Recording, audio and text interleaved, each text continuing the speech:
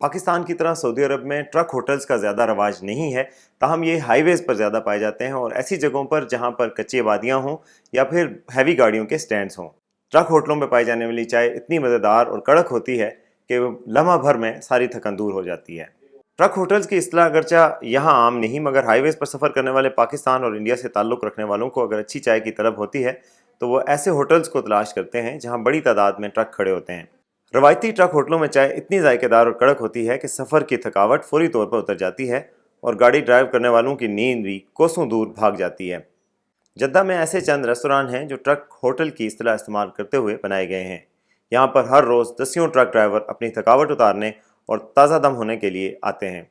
Jeddah airport की जानिब जाने वाली शाहराह पर बरसों कबल कायम किया गया एक रवायती होटल आज भी मौजूद है।